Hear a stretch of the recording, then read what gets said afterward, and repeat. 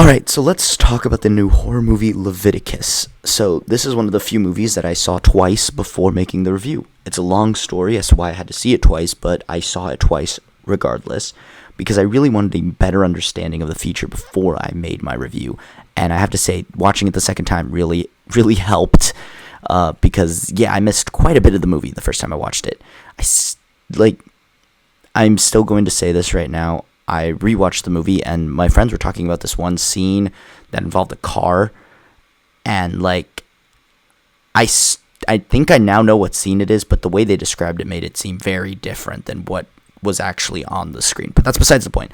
So let's get into it. I think the story is very interesting. My only issue is that there are a bit too many just conveniences in the movie that it doesn't flow well, in my opinion, and it's really trying to get going and going and going, and I really enjoy how it just gets straight to the point, which is something that I loved about Obsession, but I just don't think it works in the same way because there's just one too many conveniences for me to make the movie keep going at the rate that they wanted to go, and that kind of threw me off a bit.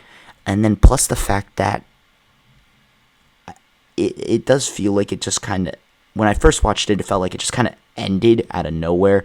On rewatch, it didn't, but I still feel like the ending could have been maybe built up a little bit better in how it was executed, because I don't know. I do like how it ended, I just don't like how it ended, and it's really hard to get into that without spoilers, so I'm going to save that for later.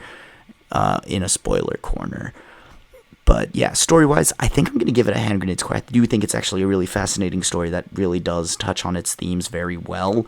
It's just, narratively speaking, I just didn't like the conveniences that were found, out of nowhere, and very luckily acquired in the film. So, hand grenade score there. Cinematically, I think that this movie's sound design goes way harder than it has any right to. I thought that, sound-wise, it was phenomenal. Score-wise, too. And I just don't...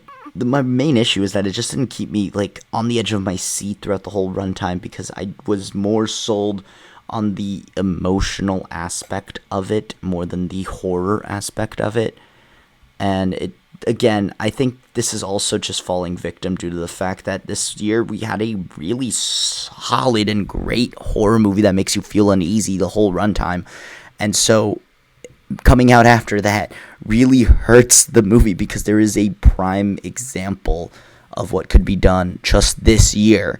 It's not like there was one from many years ago. So it's just the unfair comparison that everyone is going to put it through, and I myself will also be putting it through, because, again, when you compare movies to each other in a yearly rankings, usually your number one movie does factor in heavily to what the others are rated on. So, cinematically, like I said, sound design goes hard, but there's nothing really else that goes as crazy as the sound. There are some really cool visual effects. So, I think I'm still leaning towards a hand grenade score, just because I do think it does its job really well with delivering a cinematic experience.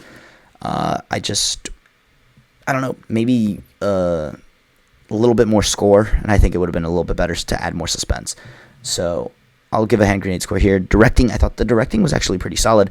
I really enjoyed some of the shot composition. I really enjoyed how they were building some scenes to build up some tension. Some of the jump scares definitely got some people in my theater, which I thought was funny.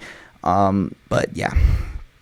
But I do think that just pacing-wise, I do like how it was fast-paced, but I do think there is something as too fast-paced for a story that kind of does need to build a little bit more tension for certain sequences, and when you're just building through it super quick, you kind of skip through the part that builds the tension before the jump scare to actually make the jump scare really get you. So, slight Hot Pocket score here, but it's still also pretty explosive enough and very tasty. Acting, I thought the performances were pretty good. I didn't love the performances in this film. I do think that they might have been a tad underwhelming. I think if the main leads were just... I don't think they had as good of chemistry as everyone's saying they did. because I just didn't.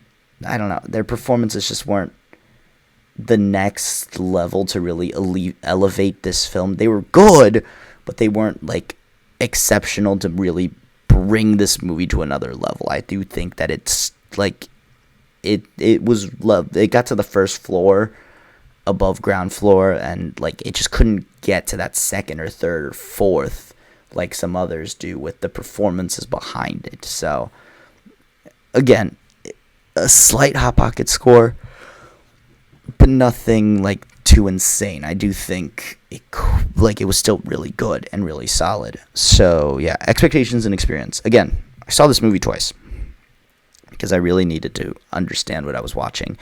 And second rewatch definitely like made it a little bit better, but I do have to say it's just got the burden of the expectations of how horror movies have really been hitting this year, and this one might be on the weaker end, but it's still really solid. It just shows that this year has been a really good year for horror, especially. So I'm going to have to say that I'm as much as I have already rewatched it, I don't think this is a movie that is like infinitely rewatchable, especially in the horror genre.